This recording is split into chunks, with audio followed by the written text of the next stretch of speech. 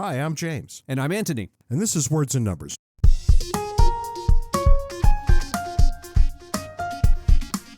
What's new and exciting in your world this week, Ant?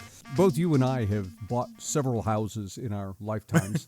Indeed, I have. And it's astounding to me, the paperwork that's involved. You have to schedule the closing, sign like 20 documents. I don't understand why there can't just be one document that says, I agree to everything in the packet. They sent somebody over to the house knowing it was going to take forever, and she showed up with a 5-inch stack of papers. Yeah, that's about right. After about the first half-inch, I completely lost interest and just started signing things. I wonder if it's ever been tested in court, because we do this all the time, right down to the Right. end User license right? agreements. That's right. You know, who knows what you're agreeing to? iTunes can say whatever the hell it wants in that big, long thing that nobody ever reads because, I'm just going to click agree at the end anyway. But you may have had the experience I did at least one, actually twice when I bought houses. I got the financing all arranged and I was locked into some interest rate. The lock was good for whatever it was, a week, 2 weeks, something like that. And they end up dragging the thing out. I can't get a hold of the guy, and there's some extra paperwork he needs that I already sent it to him. And clearly they're dragging it out until the interest rates rise. And then the lock is broken. It ends up costing me an extra 0.5% interest on the mortgage. Which is not insignificant. Yeah, which is not insignificant. But what's evolved is this situation in which if you go to buy a house, if you can pay cash, you get priority over other people who may be offering more money but aren't paying cash, simply because the whole deal gets done. What's also going on here is you can have a chain of events where person A is selling his house to person B is selling his house to C is selling it to D, and if person A at the beginning of the chain can't get financing, the rest of the chain breaks down. I have waited with bated breath on many house purchases on the part of strangers I never met. Yeah, exactly. So if you can come to the table with cash, it makes all these problems go away. And it turns out that the sellers are willing to take a lesser amount of cash than a greater amount of money that's pledged via financing. But here's the interesting thing. It turns out that the market is addressing this problem. There are businesses now that will pay cash for you.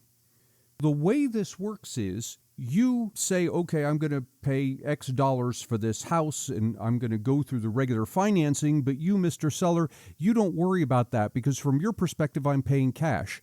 I've got this business on the back end here that's going to put the cash up for me. So in effect, what's happening is that business is going to pay cash for the house, then turn right around and resell the house to me when I get my financing. And of course, they're going to charge me because of that, but the benefit to me is it's 4 times as likely that you would accept my offer given that I'm bringing cash to the table. All this kind of hurts my brain. But on the one hand, it's astounding how complicated it gets. On the other, it's typical market reaction that some entrepreneur saw a pain point here, this pain of us trying to deal with the mortgages, stepped in and said, I can solve that problem for you. Right, and the pain point is always exactly the same. It's when the paperwork goes to a mythical place called underwriting. And whoever works in that cave starts asking a bunch of irrelevant questions and needs documentation for the answers. But in looking at this, there's an article I'll put in the show notes that describes this whole complicated business. There's an interesting quote in this article. It says this company that will pay the cash for you for the house will not pay more than what the house is worth. That is, they do their own analysis in the back, say the house is worth $200,000. That's the most we're going to lend you. Any reasonable person can look at that and say, well, yeah, of course, it makes sense. You wouldn't loan more than what the house is worth. And yet, we never ask that question with college loans. Not with college loans. Only with somebody ask that question with respect to a college loan, we wouldn't have the problems we're currently having. Right, but you lock in a price with the seller, and then the bank or the mortgage company has to come out and assess the house. And miraculously, the house is always worth exactly what the two parties agreed to. The bank people never say, oh God, you're crazy. No, it's all a big sham to begin with. But here's a third party in this situation now that actually has an incentive to get the value of that house right. Because if it turns out that you, Mr. Buyer, actually can't afford it, I, who am only in the business putting the cash down on the table for 48 hours, all of a sudden I end up owning a house that I don't want to own. And I'm going to bring us all the way over to Saudi Arabia. I go to this thing called the Straits Times, which I had never until today heard of, but it is the English flagship daily newspaper in Singapore. The title is enough to send you scratching your head. Giant rave in Saudi desert pushes kingdom's changing boundaries. First off, rave in a Saudi country. Second, in the desert. Well, Burning Man is in the desert, so maybe they're taking their lesson from that. I'm pretty sure I can speak for Ant here. We've never been to a rave. No. I've been invited, but I turned that invitation down. Why? Because my back hurt and I had to get home and lie down. Right? So there you go. But this rave in the Saudi desert attracted 180,000 people. Oh, my God. Yeah, they're not kidding around when they say giant. If you could have imagined 180,000 Saudis coming together in the desert where they were drinking, smoking the weed, having inappropriate sexual encounters, even the gays were there. Gay people in Saudi Arabia, that's a real pressure point there.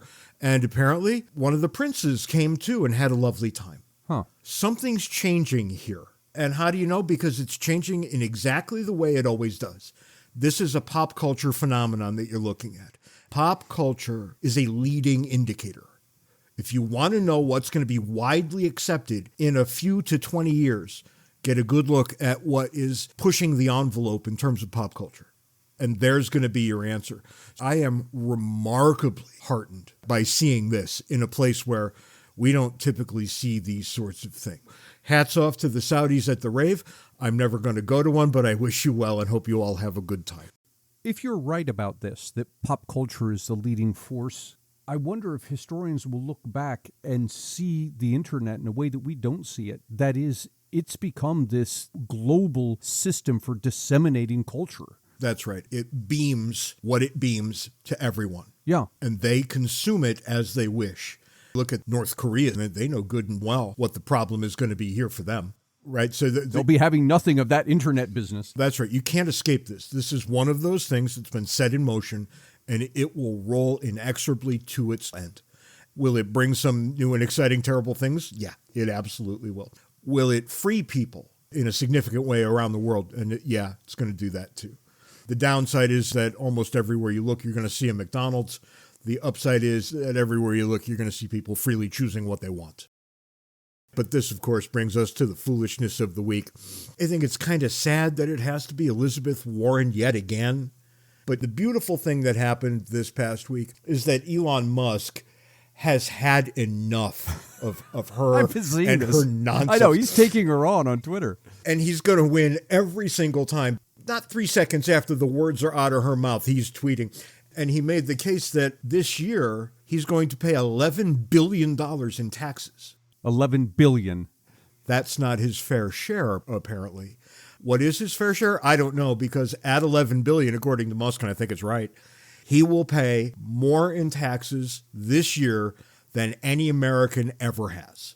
We've got the richest man in the world paying the biggest tax bill in history, which is probably what most people would think appropriate, and yet it's still not enough for Elizabeth Warren and her crew. She never says what would be enough. Give us a percentage. Tell us what you think is the right answer. And until people do that, they're just blowing smoke. To get more Ant and James, buy a copy of our excellent book, Cooperation and Coercion. You can find the paper and electronic versions on Amazon and the audio version on Audible. Last week's episode was Words and Numbers Live from Truman State University. A number of listeners wrote in saying they thoroughly enjoyed the episode, and so this week we'll be doing the Q&A session from that same Words and Numbers Live.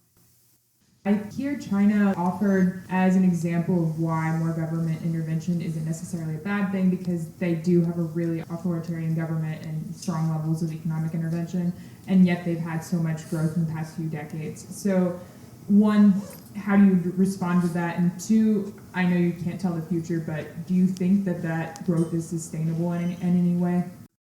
There are two things going on here. One is China's huge growth is due in part to the fact that their economy was so small to begin with. Now, in terms of dollars, it's large, but on a per capita basis, which is what matters, it's very small compared to the U.S. So when you're very small, a little bit of growth shows up as a huge percentage, right? So that's one thing. But here's the other thing I think is more interesting. While China is, compared to the U.S., a very unfree country, since the 1980s, it has become much more free. So the growth that you're seeing is due to market freedoms that China has been putting in place over the past few decades. Now, what's going to be interesting is what happens over the next couple of decades, because politically, China of late has been cutting back on market freedoms. If that continues, my prediction is China's economy will stagnate. You won't see that kind of growth moving forward. We're not China scholars, so we're probably not going to see this too terribly deeply. But every China scholar I meet, and there are quite a few in our circles, I always ask the same question. Is China communist or authoritarian capitalist? No one has ever said communist. So there you go. There's something on that growth side that they think they can manage with ham-fisted rules and regulations. And I think that's what they're bumping up against right now. There's only so far you can get if you go this way. And you're far better off telling people to just go do what it is they would like to do.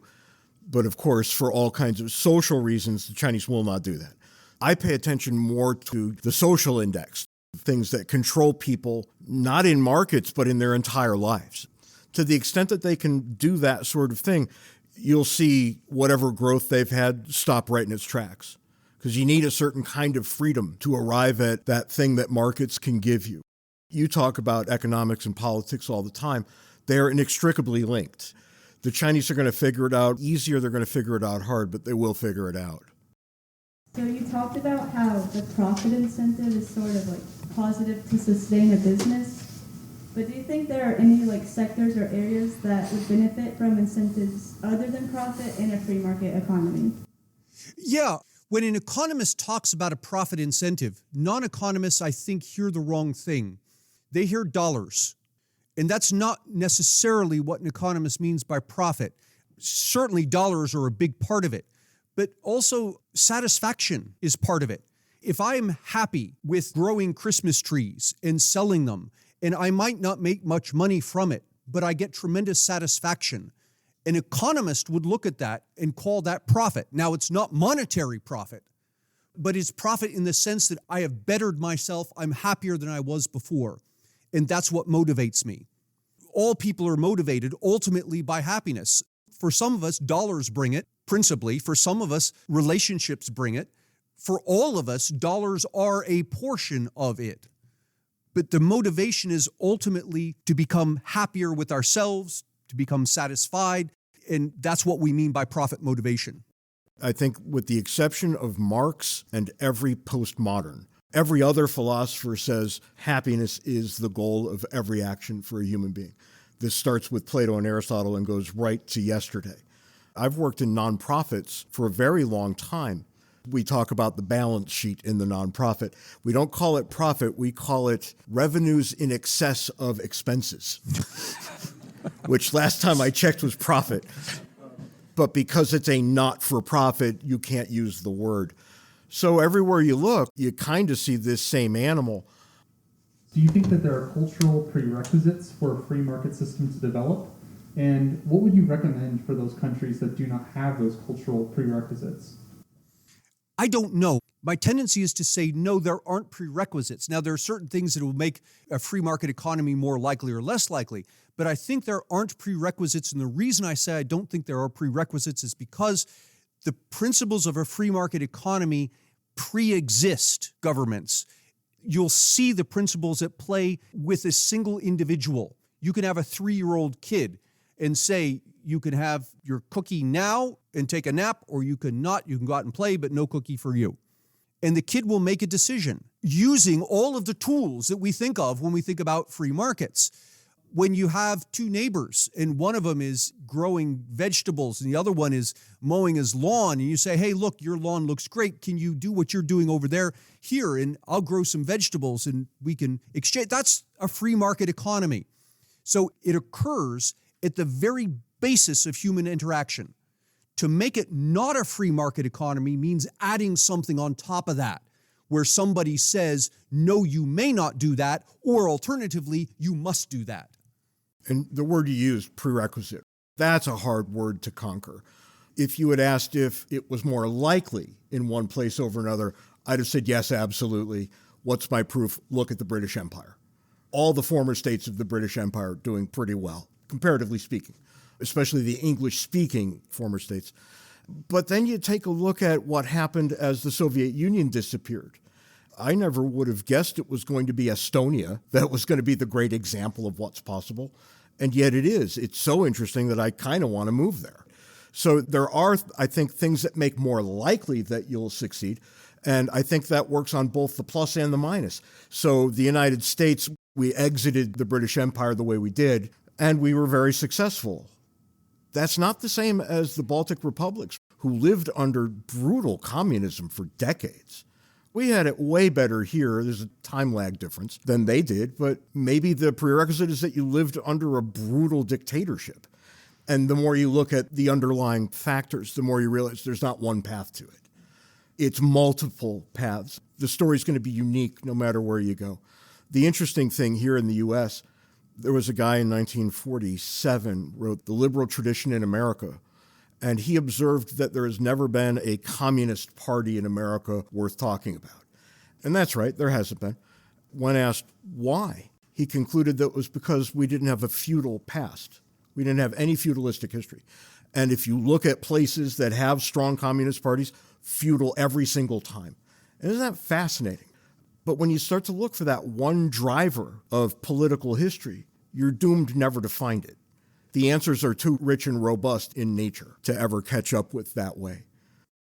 I think there is one thing that, now that you're asking the question, I'm thinking about it, is probably worth pursuing. And that's the question of whether you trust your neighbor. When there's a greater level of trust between people, markets are more likely to flourish. And I offer simply as a possible example what you see in this country. And again, with broad brush, largely speaking, you get more acceptance of free market principles in rural areas and more skepticism in high-density urban areas. And I can't help but think that it may have something to do with that in the rural areas, and I've lived in very rural areas for a long time, you trust your neighbors. You have to trust your neighbor. You regard government as intrusive. In a high-density urban area, and that's weird because I'm surrounded by far more people, but I don't know who my neighbors are, and my tendency may be to trust them less. And so I put my trust instead into government. And it's interesting, right? Because what do you always hear? Somebody will go on the news channels and say, why do all you dumb rednecks not see that you shouldn't be Republicans? And the dumb rednecks, I don't understand the question. Mm-hmm. And it's exactly for the reason you're talking about. I think population density explains a lot.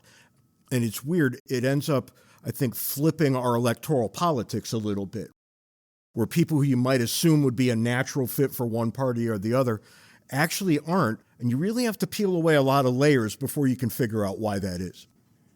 So you were talking at the beginning about trade-offs of the lockdown, specifically depression, higher taxes, etc., and how kind of right now that's a controversial topic in areas. How I when I bring it up, it's always you don't care about life, blah blah blah, whatever. Do you think we will get to the point ever where we can talk about these trade-offs and maybe not criticize, but critically examine the trade-off of locking down? And if so, what do we need to conquer to get to that point? Yeah, I think so. I think it's more likely that we have civil conversations about lockdown now that we're talking about a second one, because we have the first one to look back on. I can say things this time around to skeptics that I couldn't say last time. I was very hesitant last time to say things like, look, if we lock down, people are going to die because of suicide. They're going to die because of domestic violence.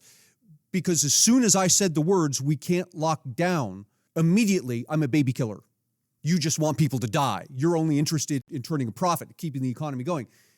Now that we've been through it and we've seen the negatives as well as the positives, I think that people will listen. And vice versa. There were things that people on the other side said that I didn't want to listen to. That now that I look at the number of excess deaths, I'm more interested in hearing. In that sense, all of us on both sides are more mature, more able to handle a civil conversation on at least that topic. It gets pretty easy to say things like, look, during that last lockdown we had, people who were most vocally in favor of it owned homes, had a job they could do remotely, They didn't pay a terrible price the way typically younger people in the economy did. People who couldn't make the rent, people who had to put off home ownership 2 more years now, plus however long it takes us to rebound. And I think all of us knew early on that depression was going to be an issue. I think almost everybody saw that.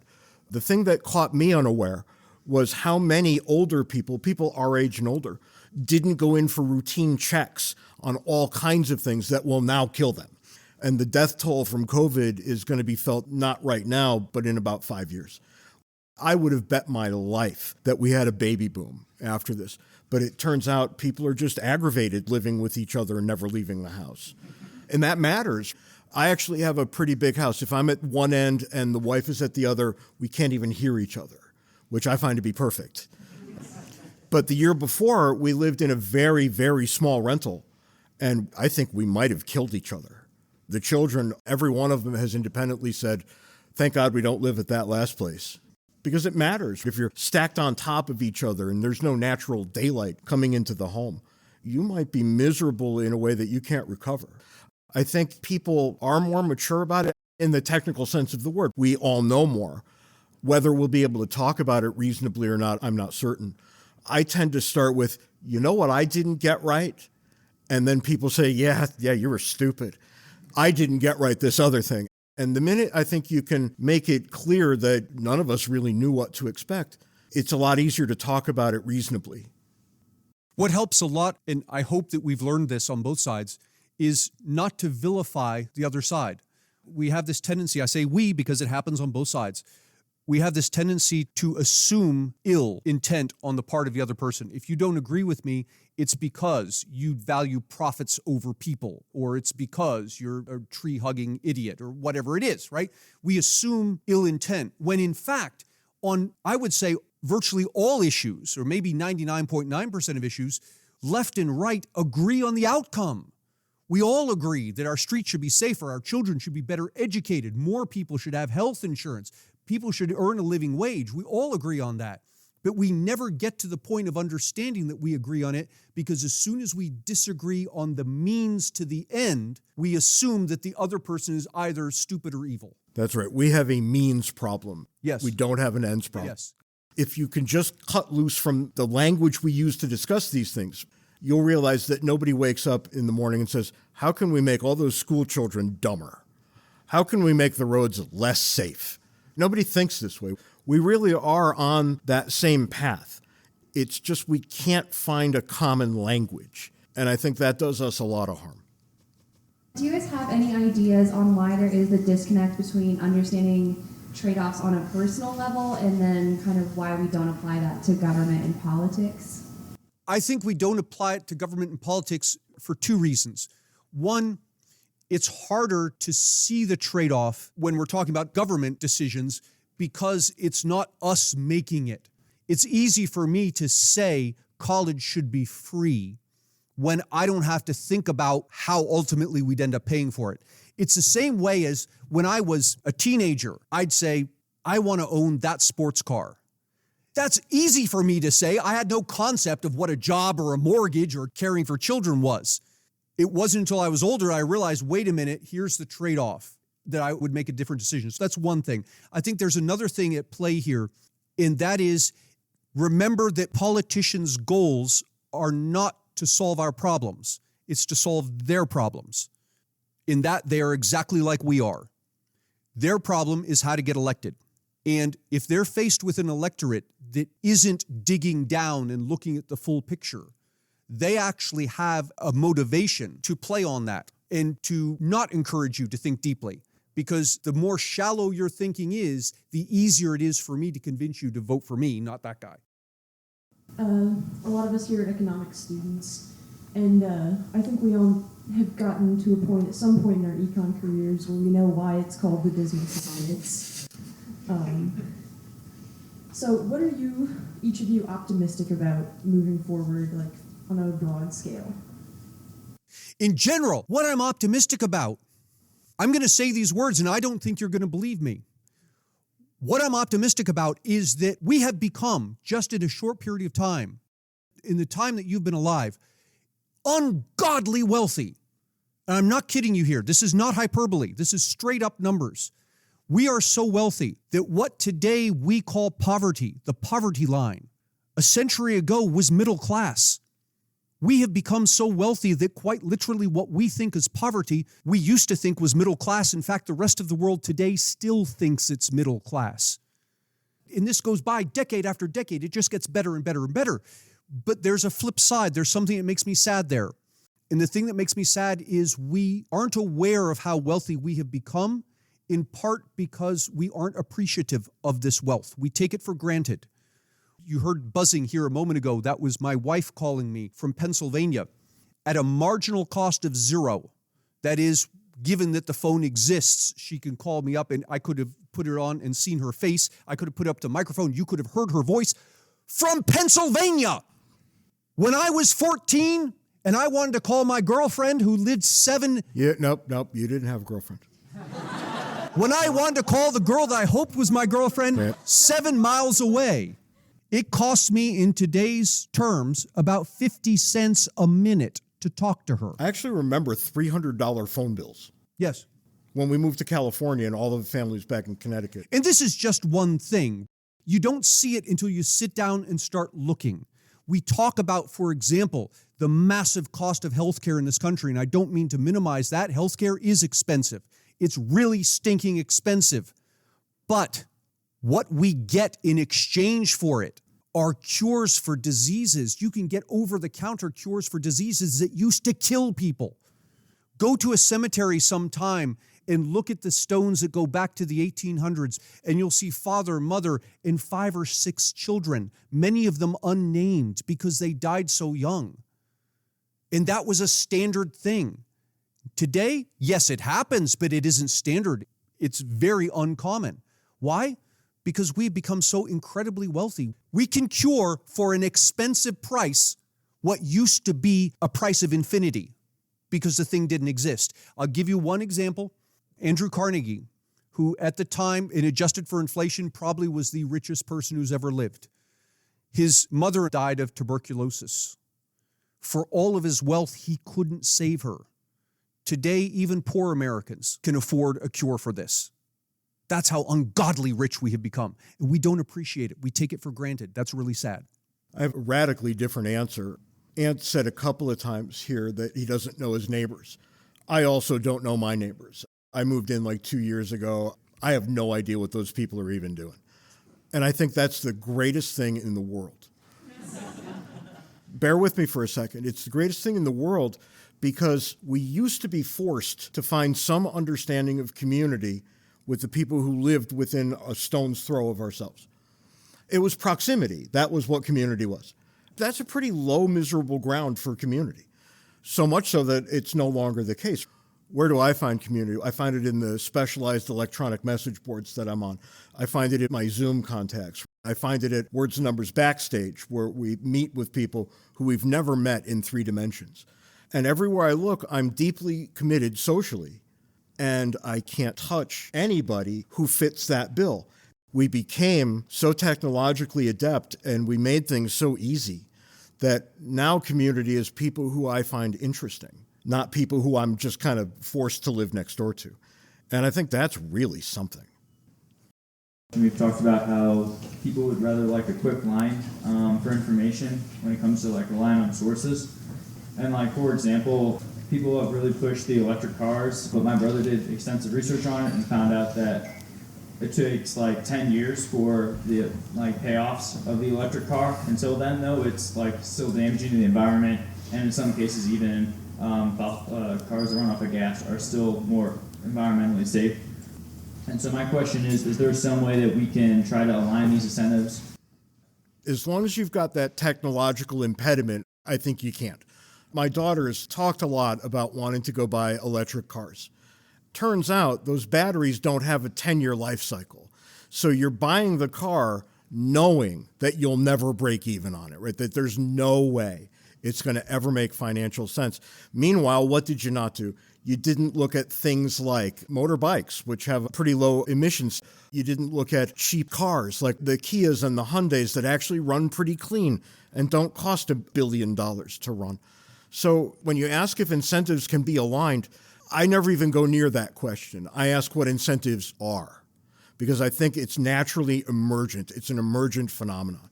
When you say, can we align them, I think what I hear is, can we get government to force you to do X? Probably not your intent, but it's right where my imagination goes every time. But along those lines, what you can do is help to make sure that the incentives match the reality. And that involves things like not subsidizing. I count both the subsidization of the green energy and the subsidization of the oil companies. I'm against both of those equally. I'm against the oil companies being allowed to pollute and the liabilities being capped. They should be fully responsible for everything they do. If everybody's fully responsible for the decisions they make, I think we get much closer to the idea that you're trying to get at, that you're saying the word align incentives, but get people to the position where they're correctly weighing the trade-offs. The only way to do that is to make them responsible for their decisions. My question's more for friendly advice when speaking with friends or coworkers or colleagues or whatever. Lots of people in my interactions sometimes be like, well, if we just tax the rich, or if the rich actually paid their taxes, we'd fix so many different things. How do you guys go about explaining that that's not going to solve everything? Or like a tax on the rich, or that's not going to give you free college? Kind of like you mentioned at the very beginning, it's not going to be the solution. How do you go about expressing that to people who, maybe especially people who don't have an economics background? Where I typically start is with a reality check. Someone will say to me, well, the rich should pay more. They should pay their fair share, right? So one of the things I do, I've done this for over a decade now, asking students, everyone from high school all the way up to graduate students, I'll ask them the same question.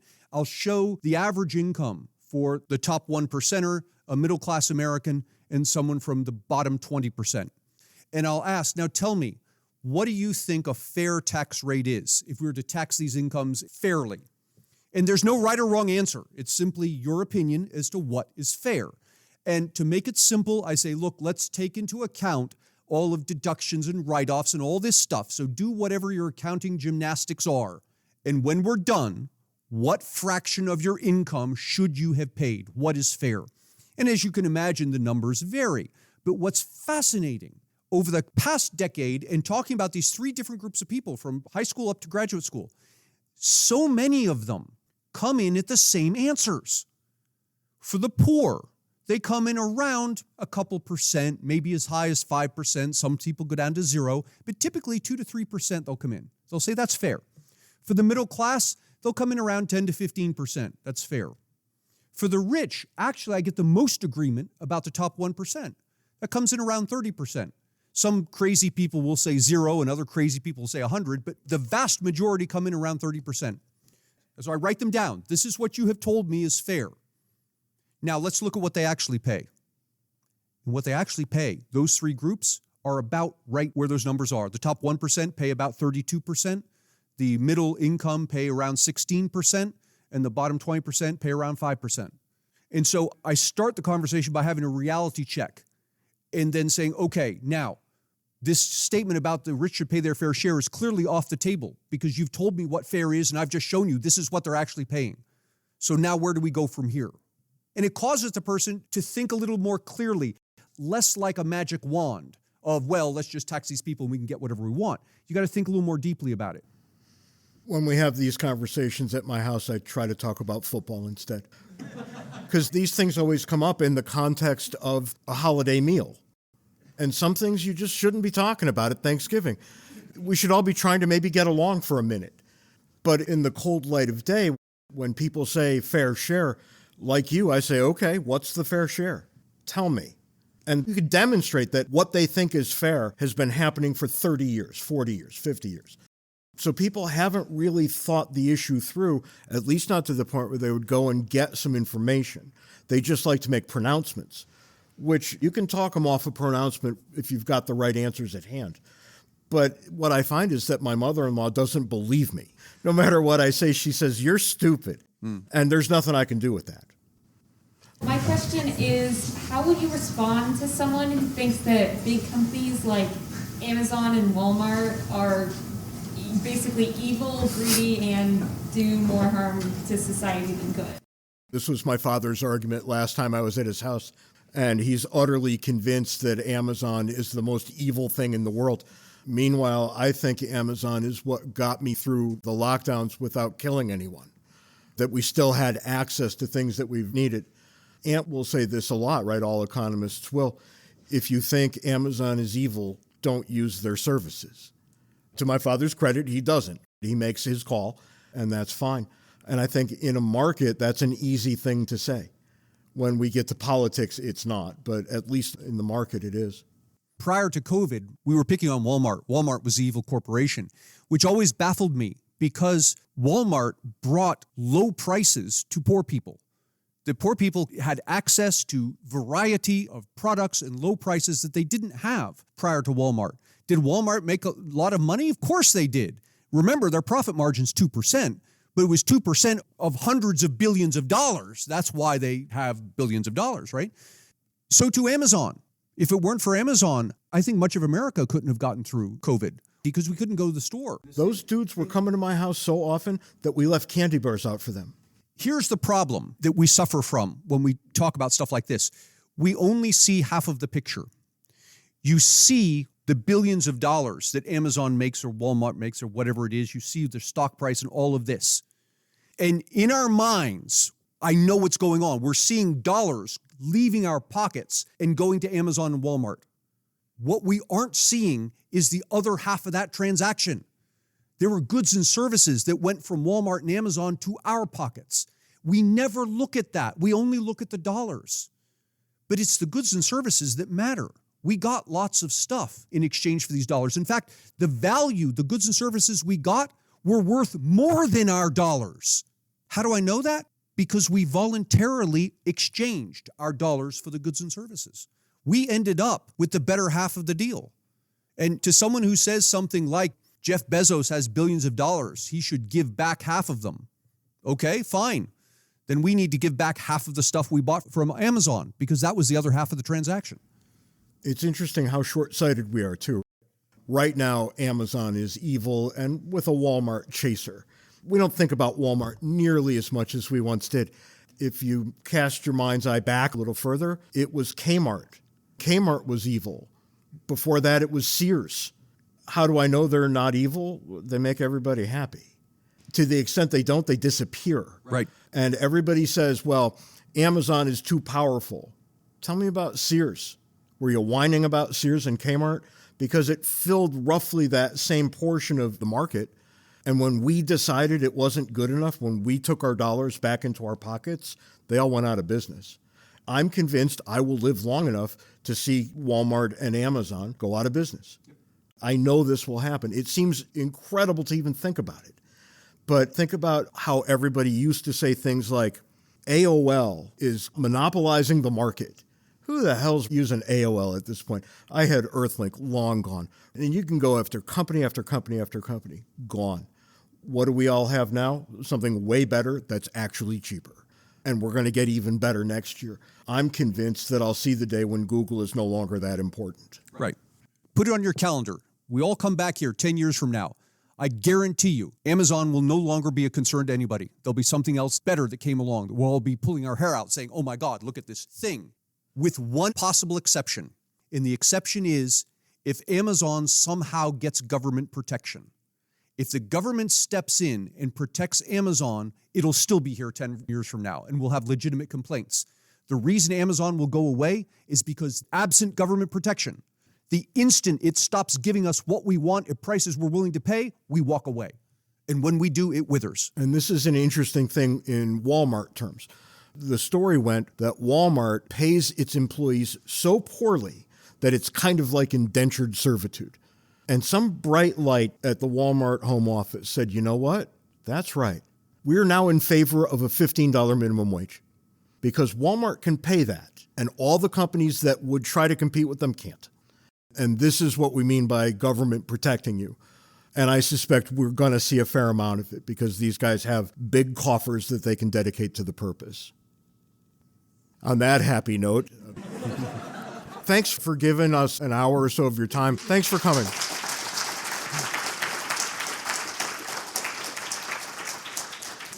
That's all the time we've got this week on Words and Numbers. Be sure to join us on Twitter. Handles are in the show notes. You can join Backstage, where the conversation continues, on the Facebook. And you can send us email, wordsandnumberspodcast@gmail.com. And Ant, you should be thrilled to know that now Nigerian princes have gotten a hold of the Words and Numbers email.